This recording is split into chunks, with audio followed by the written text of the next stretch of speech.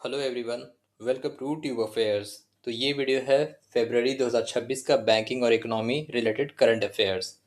और video start करने के पहले आपसे कहूँगा, आप डेली के वीडियो ज़रूर देखें। वीकली करंट अफेयर्स साथ साथ मंथली करंट अफेयर्स, इन सभी वीडियोस का प्लेलिस्ट है जिसका लिंक आपको डिस्क्रिप्शन में मिल जाएगा। तो मंथली वीकली इन सभी करंट अफेयर्स को आप ज़रूर देखें। कॉन्सोलिडेटेड करंट अफेयर्स आपको प्रोवाइड कराया जाता है जो इम्पोर्टेंट एग्जाम, एकदम बिल्कुल एग्जाम ओरिएंटेड टाइप सवाल क्वेश्चंस आपको सभी देखने को मिलेंगे इस वीडियो में। और बाकी जो भी वीडियोस है चैनल पे उन सभी को आप ज़रूर चेक कीजिए प्लेलिस्ट में। तो हम स्टार्ट करते हैं फर्स्ट क्वेश्चन से। तो फर्स्ट है, what is the minimum threshold worth to be included under Paimana portal announced in the economic survey 2026। तो पैमाना पोर्टल में जो मिनिमम थ्रेशोल्ड रखा गया है वो कितना अमाउंट का रखा गया है? आंसर होगा इसका ऑप्शन है 150 करोड़। यानी कि जो बिजनेस जो प्रॉफिट है, टर्नओवर है, वो मिनिमम 150 करोड़ का होना चाहिए। पैमाना पोर्टल क्या है? Project assessment infrastructure monitoring and analytics for nation building. इसको गति शक्ति के साथ मर्ज किया गया है। यानी कि जो भी इंफ्रास्ट्रक्चर प्रोजेक्ट्स होगा जिनका मुनाफा 150, मतलब जो टारगेट होगा प्रोजेक्ट का 150 करोड़ या उससे ज़्यादा, उनको इंक्लूड किया जाएगा पैमाना पोर्टल में। Ministry of statistics and programme implementation के अंडर ये आता है to monitor the status of ongoing central sector infrastructure projects. तो जो भी प्रोजेक्ट्स 150 करोड़ से या उससे ज़्यादा होगा उसको पैमाना पोर्टल पे इंक्लूड किया जाएगा, जो कि है project assessment infrastructure monitoring and analytics for nation building. Next है, which international financial institution has pledged an annual financial commitment of 8 to 10 billion US dollar to India for its development project? तो इसका answer होगा option B, world bank. India बैंक इंडिया को 8 से 10 billion US dollar देगा for the development projects, for various development project. Next है, the allocation for electronics component manufacturing scheme ECMS has been increase to how much amount?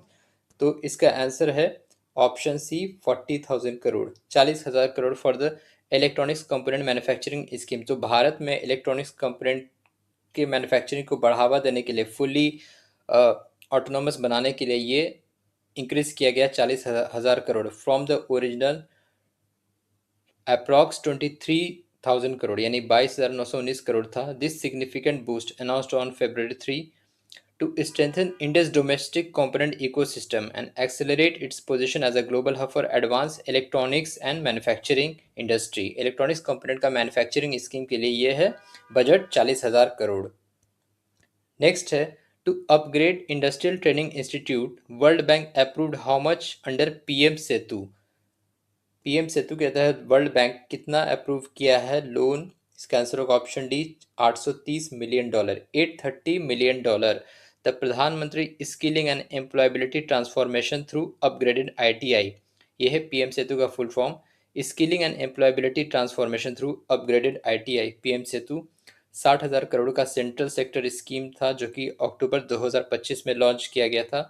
To modernise India's vocational training, it aims to upgrade 1000 government ITIs। इसके लिए world bank देगा 830 million dollar.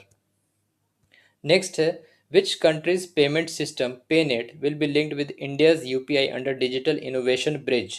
Digital innovation bridge के तहत किस देश का पेनेट system India के UPI से लिंक किया गया है जाएगा? इसका आंसर है ऑप्शन बी, मलेशिया।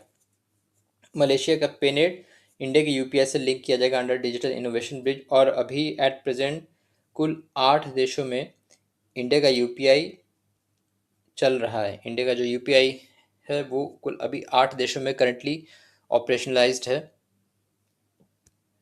नेक्स्ट है, which wallet service was extended by NPCI at India AI impact summit 2026? इसका आंसर होगा option C, UPI one word. For foreign delegates from more than 40 countries who participated at Indian Artificial Intelligence Impact Summit, AI Impact Summit, NPCI has also launched the Finance Model for India, FIMI, an AI-based small language model. NPCI entered into a strategic partnership with NVIDIA to boost and advance its sovereign AI model capabilities। ये तीनों AI Impact Summit का news था। और ये जो wallet service है for other countries ये इसका नाम है यूपीआई वन वर्ड। नेक्स्ट है, finance minister launches national monetisation pipeline 2.0 for total how many ministries and sectors. तो राष्ट्रीय मुद्रीकरण पाइपलाइन 2.0 की शुरुआत कितने मंत्रालय क्षेत्र के लिए की गई? इसका आंसर होगा option D, total 12 ministerial sectors के लिए इसको लॉन्च किया गया। एनएमपी 2.0 यानी कि national monetisation pipeline 2.0 phase of asset monetisation pipeline of central ministries and public sector entities, जिसका पोटेंशियल बजट रखा गया 16.72 लाख करोड़। और सबसे ज़्यादा हाईएस्ट एलोकेशन किया गया highways, multi modal logistic park, ropeways, इस सेक्टर को सबसे ज़्यादा हाईएस्ट एलोकेशन किया गया है। तो कुल 12 मिनिस्ट्रीज और के लिए ये लॉन्च किया गया नेशनल मोनेटाइजेशन पाइपलाइन 2.0। नेक्स्ट है, ministry of port shipping and waterways has approved green hydrogen jetty at Paradip port with approx budget of how much amount. इसका आंसर होगा ऑप्शन है 797 करोड़। 797.18 करोड़ है ऐसे डेटा में, 797 करोड़ पारादीप पोर्ट के लिए to anchor the national green hydrogen mission with 4 MTPA million ton dedicated jetty project. और recently Paradip port को भी conferred with the first prize under the Swachhata Pakhwada award 2025 by the ministry. ये जनवरी का करंट अफेयर्स वीडियो में किया गया था इंक्लूड। नेक्स्ट है, एज पर union budget an outlay of over the next 5 years announced for carbon capture utilisation and storage technologies. कितना budget outlay इसके लिए रखा गया है? इसका आंसर होगा option C, 20,000 crore, 20,000 crore for carbon capture utilisation and storage technologies के लिए। नेक्स्ट है, government provided dash to the states for the physical year 2026-27 as finance commission grants recommended by the 16th finance commission. तो कितना दिया है states को?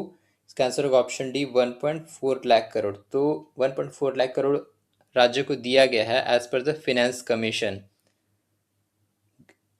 जो grants है, फाइनेंशियल ग्रांट है, वो स्टेट्स को दिया गया। सबसे ज़्यादा यूपी को दिया गया 17.619%, उसके बाद बिहार को, फिर महाराष्ट्र को।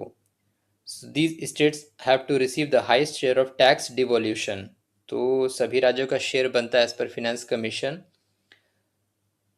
और अगर हम बात करें फिनेंस कमीशन वर्तमान में कौन है, डॉक्टर अरविंद पनगरिया, जो कि पूर्व में नीति आयोग के वाइस चेयरमैन रह चुके हैं। तो ये है वर्तमान में 16 फिनेंस कमीशन। तो ये था आपका फरवरी का बैंकिंग इकोनॉमिक करंट अफेयर्स। आप बाकी की वीडियोस को ज़रूर देखें जो डेली, मंथली और वीकली है। उन सभी वीडियोस का लिंक डिस्क्रिप्शन में आपको मिल जाएगा। तो ये आपके बैंकिंग एग्ज़ाम्स के लिए काफ़ी ज़्यादा इंपॉर्टेंट रहेगा, और भी एग्ज़ाम्स में पूछे जा सकते हैं ये सारे क्वेश्चंस।